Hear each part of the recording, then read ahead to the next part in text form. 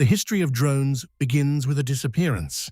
Take the pilot out of the aircraft, and flight does not become smaller. It becomes stranger, more flexible, and in some cases, more humane. That was the gamble from the start. Could a machine carry sight, judgment, and purpose into the sky without carrying the body that supplied them? Once the answer began to turn into yes, aviation quietly changed shape. The airplane stopped being only a vehicle for people and became, at times, a vehicle for presence. Drones changed how human beings reach. Today, they inspect bridges, map coastlines, monitor crops, help first responders, and fly where it would be dangerous, slow, or wasteful to send a person first. That feels modern, but the idea is much older than the sleek little machines we know now. Long before anyone used the word drone, people were already trying to send force into the sky without sending a person aboard.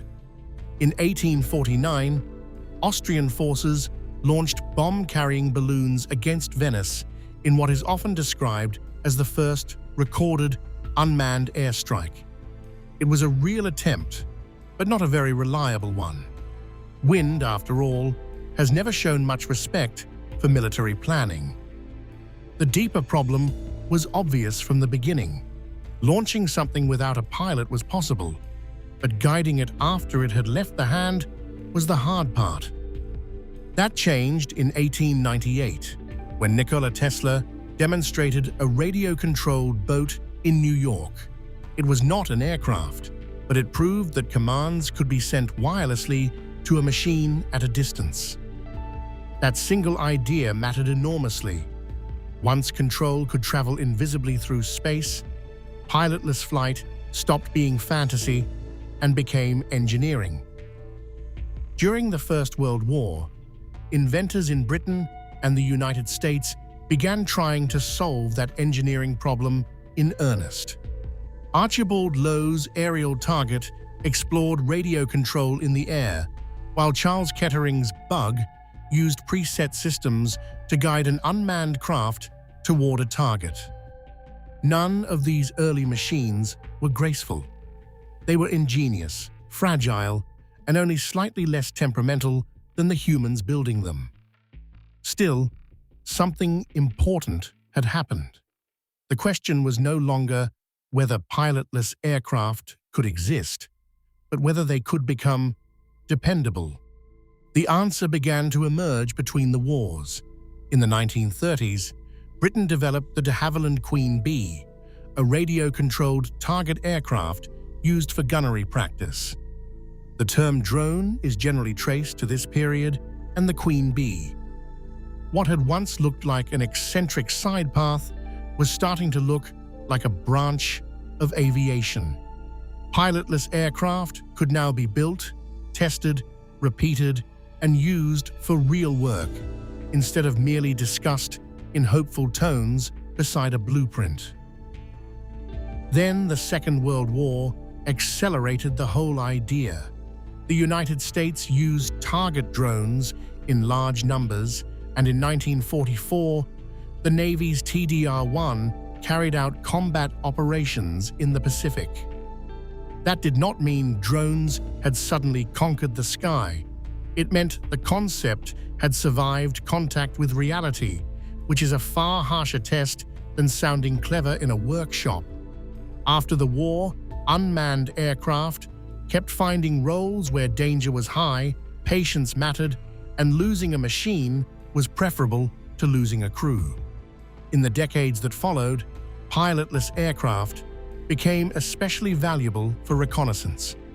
Better cameras, better control systems, and improving autopilots turned them into machines that could gather information without putting air crews directly in harm's way.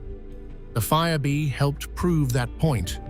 Variants of it flew reconnaissance missions in dangerous airspace from the 1960s into the 1970s, showing that the pilot had not vanished so much as moved somewhere safer. That shift is easy to miss, but it changed everything. For much of their history, drones were not understood as flying robots in the modern popular sense, but as aircraft whose human presence had simply been displaced. The next leap was smaller in size and larger in consequence. Electronics began to shrink.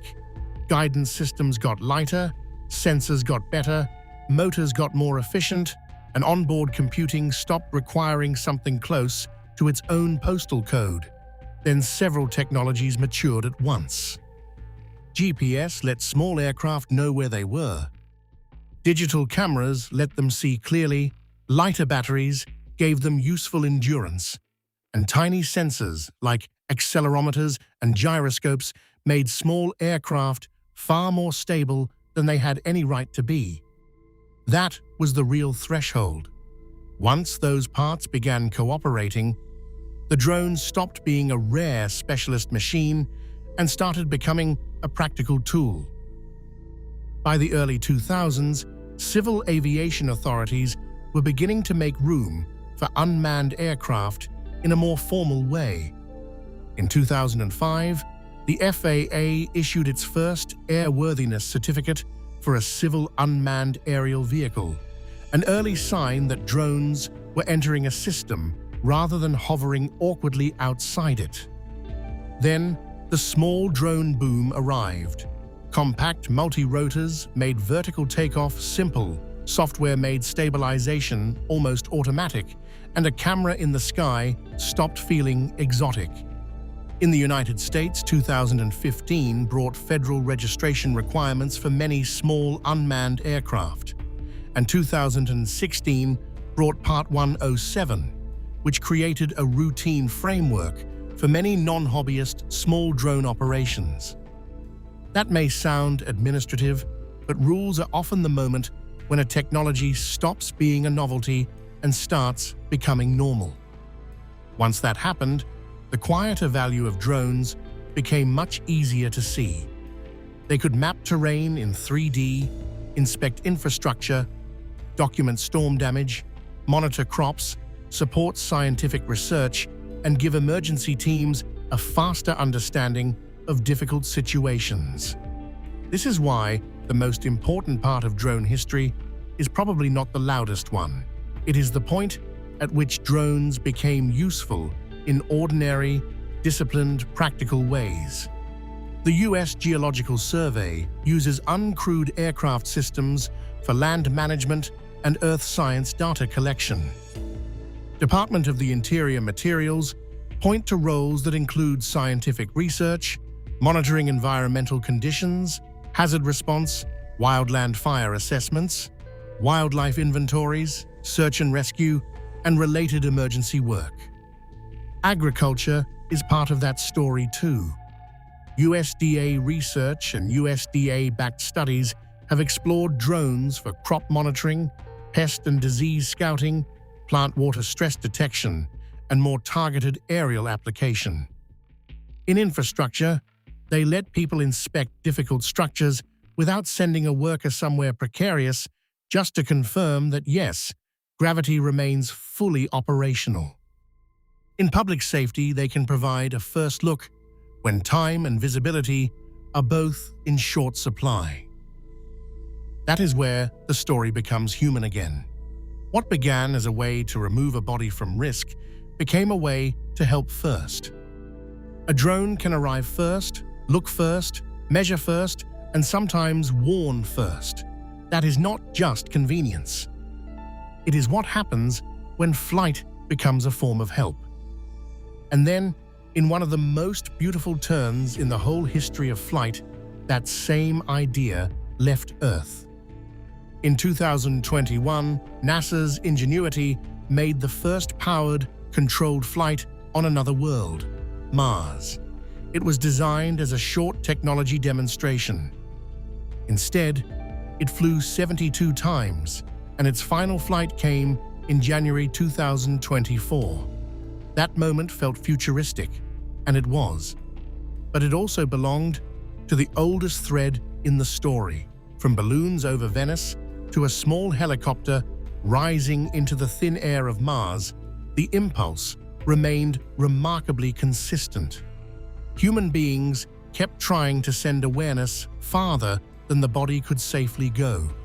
That is why the history of drones is larger than hobby flying or consumer electronics and larger than any single headline. It is part of the longer history of how people extend perception, judgment, and care across distance. We first separated the aircraft from the pilot. Then, slowly, we learned to separate arrival from physical presence. That did not replace the older story of aviation. It expanded it. A crewed aircraft still carries a human being through the sky. A drone often carries something stranger, and in its own way, just as consequential. It carries human intention without requiring human exposure. As drones became more common, the central question shifted from whether they could fly to where they were genuinely useful. Their value depended less on filling the sky and more on doing specific jobs well. Because the deepest idea in drone history was never spectacle, it was service. It was the belief that a flying machine could go first so a person would not have to. It could see farther, so decisions could be better, and it could enter risk so someone else might not need to. That is a modern idea. It is also, quietly, a humane one. From remote control to remote presence, Reach learned to fly. You're always welcome here, and remember, it's Illumentary.